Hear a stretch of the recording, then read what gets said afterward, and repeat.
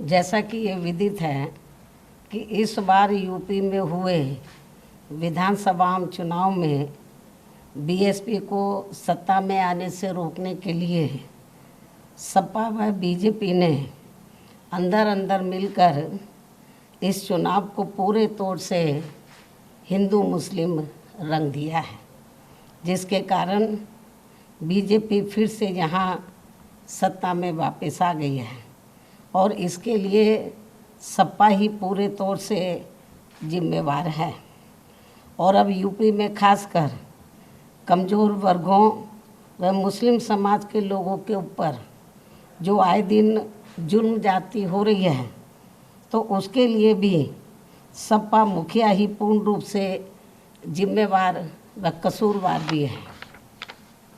और अभी भी ये किस्म किस्म की अफवाहें फैलाने से बाज नहीं आ रहे हैं, जबकि अब तो इनको अपनी बचकानी व घिनौनी राजनीति बंद करनी चाहिए। इसके साथ ही इनको मैं ये भी बताना चाहती हूँ कि इसमें भी कोई संदेह नहीं है कि यदि उत्तर प्रदेश सहित पूरे देश में खासकर दलित, आदिवासी, पिछड़ा वर्ग, मुस्लिम व अपर कास्ट समाज में से गरीब तबका भी बीएसपी में जुड़ जाता है, तो फिर ये लोग बीएसपी की मुखिया को पुनः यहाँ यूपी का मुख्यमंत्री बना सकते हैं।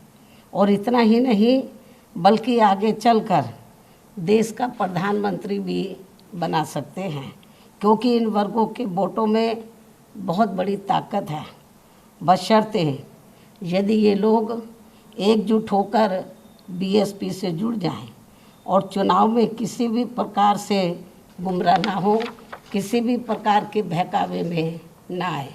इसलिए मैं अपनी ज़िंदगी में यूपी की फिर से मुख्यमंत्री बनने व आगे चलकर देश का पीएम बनने का ही सपना देख सकती हूँ, लेकिन देश का राष्ट्रपति बनने का तो सपना मैं कभी भी नहीं देख सकती हूँ। ये भी मैं इनको बताना चाहती हूँ, क्योंकि मैंने अपनी पूरी ज़िंदगी ऐश व आराम के लिए नहीं बल्कि बाबा साहब डॉक्टर भीमराव अंबेडकर एवं मान्यवर श्री कांशीराम जी के बताए हुए रास्तों पर चलकर व कदम कदम पर कड़ा संघर्ष करके इनके अनुयायियों को व खासकर दबे कुचले लोगों को अपने पैरों पर खड़ा करने के लिए समर्पित की है। ये भी इनको मालूम होना चाहिए। इसके अलावा ये बात भी सर्वविदित है कि ये कार्य दबे कुचले लोगों को अपने पैरों पर खड़ा करने का ये कार्य मैं देश का राष्ट्रपति बनकर नहीं बल्कि उत्तर प्रदेश का सीएम व देश का पीएम बनकर ही कर सकती हूँ।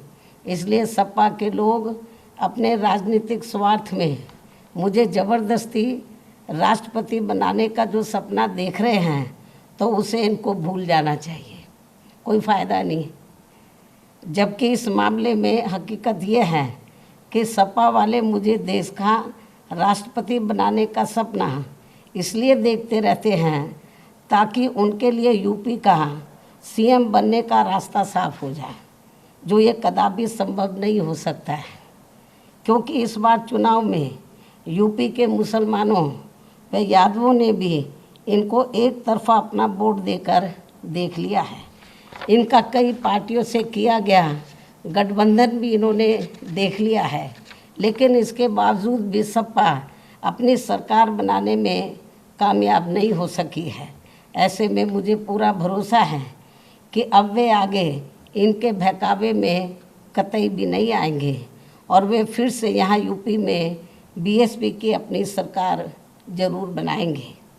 वैसे भी अब सपा मुखिया को ये एहसास हो चुका है कि आगे किसी भी चुनाव में अब ये लोग इस पार्टी के बहकावे में कतई भी नहीं आएंगे और ऐसे में अब ना ही आगे सपा कभी भी यहाँ सत्ता में आसीन हो सकती है। इसलिए अब वो विदेश भागने के भी फिराक में है, जहाँ उसने पहले से ही अपना काफ़ी बंदोबस्त कर लिया है। ये भी इनके बारे में प्रदेश में काफ़ी जोरों में आम चर्चा है।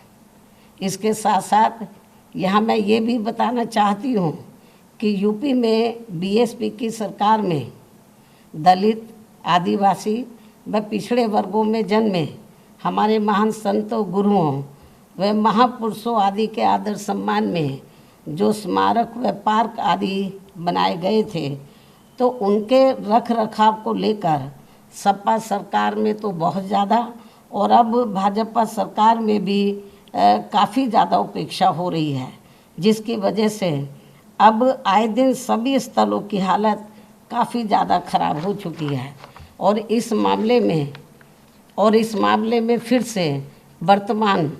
फिर से मैं वर्तमान भाजपा सरकार का ध्यान आकर्षित कराने के लिए और इस मामले में फिर से मैं रिपीट कर रही हूँ, बहुत इम्पोर्टेंट है क्योंकि मीडिया बहुत गलत तरीके से इसको हाईलाइट कर रहा था। और इस मामले में फिर से वर्तमान भाजपा सरकार का, क्योंकि सरकार का ध्यान आकर्षित कराने के लिए आज मेरी चिट्ठी को लेकर बीएसपी का एक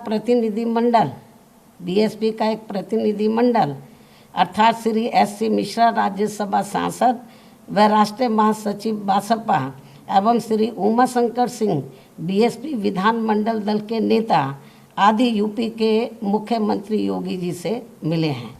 इन स्थलों को लेकर इस संबंध में मैंने चिट्ठी लिखी मुख्यमंत्री जी को और इन दोनों को मैंने भेजा, आप चिट्ठी लेकर जाओ और उनको डिटेल में इन स्थलों की जो खराब हालत है उसके बारे में अवगत कराओ, ताकि इन स्थलों की हालत सही हो जाए।